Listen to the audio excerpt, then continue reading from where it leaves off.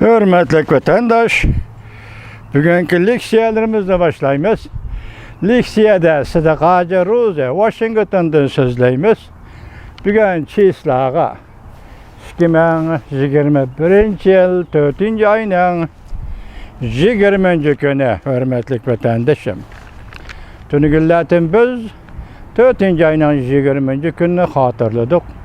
1999 yılı 4. ayının 20. günü Tekumar Efendi'nin Uygur meselesini halkara elip çıkkanda Devlet Meclisi de Uygurlar doğrusu da 100 betlik dokulat bergelligini sözlüdük. Şundakla sabık devlet işlakatı Mike Pompeo'nun Uygurlarının davasını biz Amerika götürüp çıkmak için, bu davayı biz Amerika rehberlik kılmak için başkalar rehberlik kılmaydı degan mazmunda sözlügen sözlerini hatırlap ettik. Enlikti biz yana sabık devlet işlakatı Mike Pompeo'nun şu vaqtlarda Washington poçtisiga maqal yazıp Uygurlar doğrusu toxtalgan yana bir parça maqalesi hatırlayımız hürmetli vatandaşlar. 1. ayının 19. günü muşu yıl düştün kiyen Washington poçtisi da ilan kılgan maqalesi da Amerika Qo'shma Shtatlarining sobiq davlat ishloqoti Mike Pompeo mundaq ko'rsatgan edi. Xitoy Kompartiyasining 1950-yillardan tortib Uyg'urlarga zulm qilib kelayotganligini, ammo shuncha uzungacha Amerika hukumatining bu masalaga sal qarab kelganligini tanqidlab, biz sukut qilganligimiz uchun Xitoy bakla haddidan oshib ketdi. Endi buningga davomli yo'l qo'yishga bo'lmaydi deb ko'rsatgan.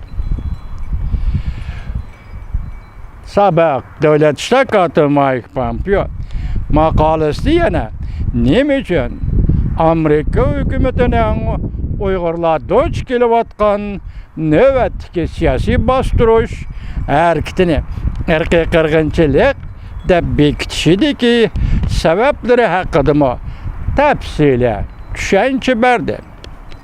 Shundaqla buning necha yillarga so'zilgan zo'r ko'lamlik tekshirish hamda ko'plagan moddiy isbotlar asosida yakunlangan xulosa ekanligini alayda eskartdi.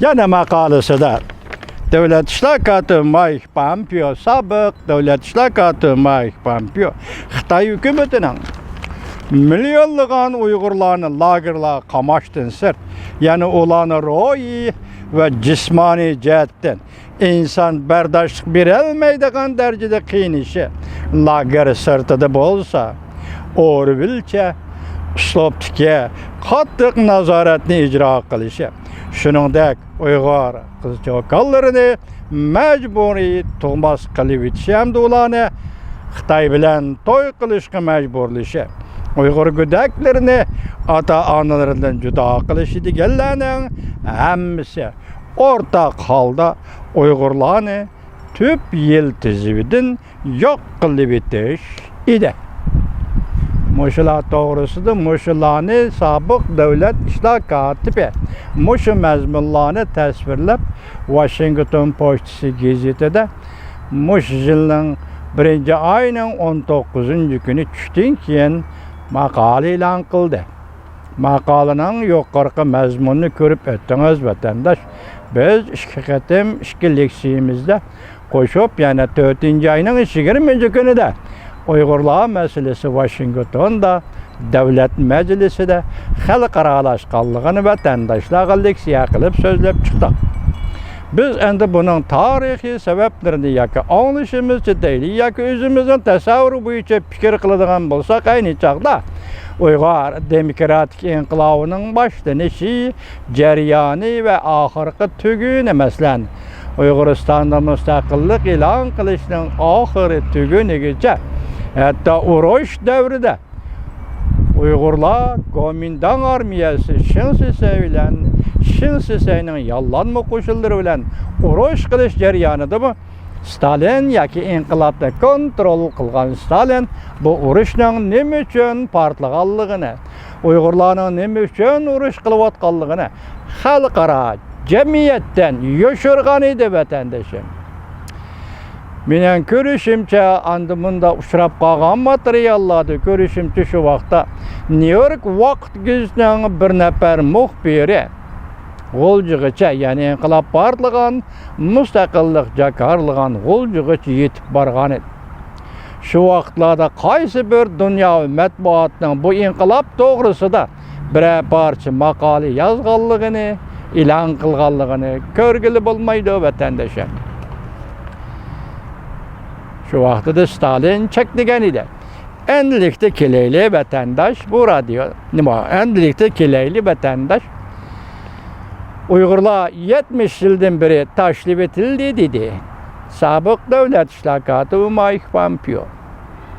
Biz Amerikaliklar sukut qildik buning uchun. Xitoy hukumati Burundidagi Uyg'uristonda Uyg'urlarni qabihlik bilan bostirish, shiddatli bostirish jihati hech qanday tap tortmadi va yoki o'zini to'sib ola oladigan bir ravishda o'zini cheklash doirasini bir qatim ish qilmadi. O davomli bostirib keldi degan ma'noda so'zladi hurmatli vatandosh. Hozir hamda 4-oyning 20-kunida 1999-yil xalqaralashgan Uyg'ur masalasini bugun qaysi darajaga rivojlanib, qaysi pallaga va qaysi bosqichga yetib kelganligini o'zinglar ko'rib turibsizlar, hurmatli vatandoshlar. Uyg'ur davosi ana shu yerga keldi. Endilik navbatda yana qandaqdir bir burilish nuqtasi kelib qolgandek turdi vatandosh. Qandaq burilish nuqtasi desangiz, bu 20 yil jarayonida Amerika Qo'shma Shtatlarining armiyasi Afg'onistonda harbiy harakat bilan shug'ullandi. NATO ham Afg'onistonda harbiy harakat bilan shug'ullandi. Biz o'tganda Afg'onistondan chekinish, Amerika armiyasini chekinish to'g'risida sizlarga leksiya so'zlaganda shundoq dedik. Bu endi musharayinning ahvoliga qanday ta'sir ko'rishi mumkin? Jungoning O'rta Osiyoga qaratgan siyosiy qanday ta'sir ko'rishi mumkin? Uyg'urlarning hozirgi tahdidiga, masalan, Afg'onistondan askar chekindirish Uyg'urlarning hozirgi taqdiriga qanday ta'sir ko'rishi mumkin deb sizlarga savol tashladik, hurmatli vatandoshlarim. Hozir bu o'zgarish mening bilishimcha shiddatli o'zgarish. Endi biz mushundan keyin tuvanda so'zlaydigan leksiyalarimiz sizlarga havola qilamiz. Biz bu leksiyalarni so'zlash jarayonida vatandoshlarning diqqat bilan anglashini va bu yo'lda tasavvur qilishini umid qilaman, hurmatli vatandoshlar.